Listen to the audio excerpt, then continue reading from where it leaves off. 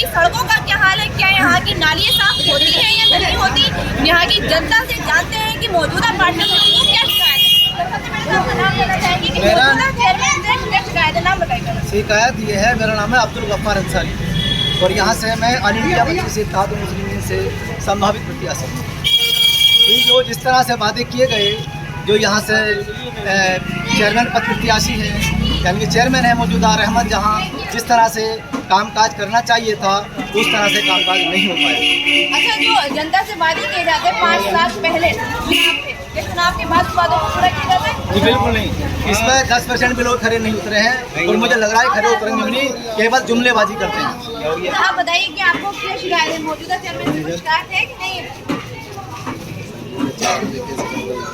आपको कोई शिकायत नहीं है? आप बताइए यहाँ की सड़कों का क्या हाल है, यहाँ की नालियाँ कैसी हैं? बस हमारे भोजपुर में तो कोई और विकास होता ही नहीं है। बस सड़क नाली सड़क नाली सड़क नाली, बचपन से हम यही देखते आ रहे हैं। यहाँ पर बस सड़क नाली बन पाती और कोई विकास नहीं हो पाता यहाँ पर, बल्कि और आपस में चेयरमैन की रजा कर लड़के लड़ाई होते रहते हैं हर टाइम कि उससे झगड़ा, विकास की तरफ कोई ध्यान नहीं है। अच्छा, आपका वोट किसको जाएगा, मतलब वोट हक होता है जनता का, किसको देना चाहेंगे वोट? कि हमारे यहाँ पर बहुत अच्छा विकास खड़े हुए हैं, इत्तेहाद मुस्लिमीन के गफ्फार नेता जी खड़े हुए हैं, हमारा वोट उन्हीं को जाएंगे। अच्छा, आप बताइए, आप वोट धर्म के आधार पर देंगे, जाति के आधार पर देंगे या विकास के आधार पर देंगे?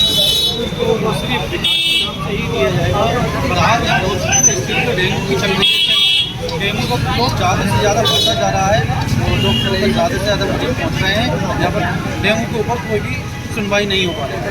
अच्छा, जो मौजूदा चेयरमैन है डेंगू से बचाव के लिए कुछ नहीं कर रहे? कुछ नहीं हुआ है यहाँ पर, डेंगू के हिसाब से कोई भी सरकार कुछ नहीं हुआ। अच्छा, ये बताइए सरकार की तरफ से जो पहुँची आपका कोई आई है तो वो पैसा का लेन देन जहाँ भी पैसा शादी होगा आधे पैसे दो, 25% अपना वोट नहीं देंगे आप?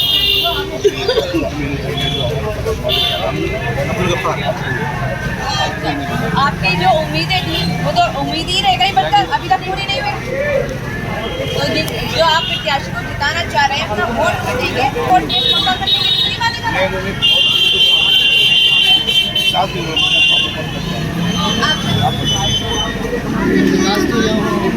सड़क की बात हुई और नालियों की, जो वायदे किए थे स्कूलों के और मैरिज हॉल के, ये उनको बनाएंगे मुसलमान वो आज तक नहीं बना। और इससे पहले बाबू चेयरमैन भी थे, उन्होंने ही वायदा किया था, उन्होंने भी कोई नहीं बनवाया। सरकारें देख चुकी है, आपने बहुजन का भी यहाँ शासन रहा है, समाजवादी का भी शासन रहा है, MIM तो अभी पार्टी वैसी की अपनी बदल को लेकर के आ गए उत्तर प्रदेश में। किसका शासन यहाँ चेयरमैन कौन देने वाला है? किसी का सारा ना बढ़िया लग रहा है, वो किसी का नहीं रहा। चल आज फायदे करते हैं और घर बैठ जाते हैं। कोई जीत का जा रहा है वो लौटता नहीं बात होती। तो आप अपना वोट किस देंगे? आप बताइए, आपका वोट किसके साथ रहेगा? अगर कोई और नया चेहरा सामने हो किसी और पार्टी को किसी को वोट देंगे तो किस आधार पर वोट देना चाहेंगे? कामदार आदमी को काम करते, जो वादा करते पूरा करते, पूरा करेंगे। अभी प्रत्याशी से जानते हैं, आप ये बताइए कि जो वोट बैंक पक्का हर दावेदार वादे करता है नए, तो आप भी तो वही नहीं करेंगे? ये नहीं, मैं वादा नहीं करूँगा, मैं वादे अपने खरा उतरूँगा।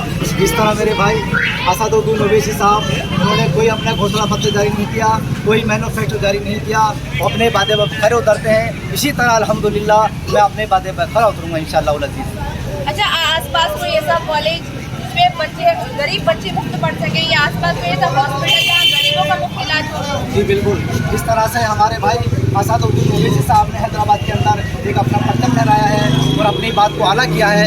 अगर यहाँ से अल्लाह रब्बुल इज्जत के द्वारा, आवाम के द्वारा मुझे सम्मानित किया गया तो मैं इंशाअल्लाह अज़ीज़ एक ऐसा मतलब उस हॉस्पिटल की तैयारी कराऊंगा जिससे कि 10-20 रुपए में जो हमारे यहाँ पर 2,000-5,000 रुपये इलाज भोजपुर मुरादाबाद के अंदर नहीं होता है, इंशाल्लाह मेरी कोशिश रहेगी मैं उस चीज़ को यहाँ पर उसको एग्री कराऊंगा। अच्छा, सरकार की तरफ से जो पैसा आता है जनता के लिए वो तो कारों तक ही नहीं जाता है या फिर ऊँचे ऊँचे मकानों तक ही नहीं जाता है, तो क्या आप उस पैसे को जनता की सेवा में लगाएंगे? बिल्कुल इंशाअल्लाह अज़ीज़, जो भी पैसा आएगा किसी भी प्रकार से आएगा, किसी भी माध्यम से आएगा, इंशाअल्लाह मेरी कोशिश रहेगी कि 100% उसको लगना चाहिए, जिसका हक है उसको हक उसको मिलना चाहिए। अच्छा, महिलाओं के लिए अगर आप क्या स्टेप लेंगे? अगर जनता यहाँ आपको जिता देती है तो पार्टी भी आपको चुनाव लड़ने का मौका देती है, आप महिलाओं के लिए क्या करेंगे? जी बिल्कुल, मेरी तो कोशिश हर सबके लिए है। मेरा नारा सर्व सम्मान का नारा है, उसमें चाहे महिलाएं हों, चाहे बच्चे हों, चाहे बूढ़े हों, मेरा सभी के लिए है। मेरा सभी के लिए है। मेरा ये मतलब मेरी कोशिश रहेगी कि मैं सबके साथ रहूं, सबका साथ और सबका विकास। जैसे भारतीय जनता पार्टी ने ये जुमला कहा है, ये जुमला उनका झूठा साबित हुआ है। इंशाअल्लाह अज़ीज़ इस जुमले पर हम लोग खड़े उतरेंगे इंशाअल्लाह अज़ीज़। अच्छा, जो विरोधी पार्टी है वो ओवैसी जी की पार्टी को भाजपा की बी पार्टी कहती है, आप क्या कहेंगे? बिल्कुल नहीं, ये झूठा जुमला है। इसको मैंने आप कहे तो मैं आपको फोटो के माध्यम से और तमाम वीडियो के माध्यम से इसको मैं साबित करूंगा। ये सिर्फ जुमला झूठा है। उसको राजनीतिक के तहत उसको कमज़ोर करने की नीतियाँ हैं। अल्हम्दुलिल्लाह मैंने पिछली बार भी यहाँ पर अपने भोजपुर के अंदर खतर बाजार के अंदर चैलेंज किया था और 1 लाख का इनाम की घोषणा भी की थी कि अगर कोई भी माई का लाल कहीं से भी हिंदू मुसलमान का बेटा कहीं की कोई वीडियो मुझे दिखा दे कि ओवैसी साहब मोदी जी के या योगी के या अन्य किसी भी नेता के कान में घुसपैठी की बात कर रहे हैं तो उसका मैंने 1 लाख रुपए की घोषणा की थी। और आज भी मैं आपके चैनल के माध्यम से फिर दोबारा घोषणा कर रहा हूँ, कोई भी कहीं से साबित कर दे उसको 1 लाख रुपए का इनाम ये आपका छोटा भाई अब्दुल गफ्फार अंसारी इसको देगा।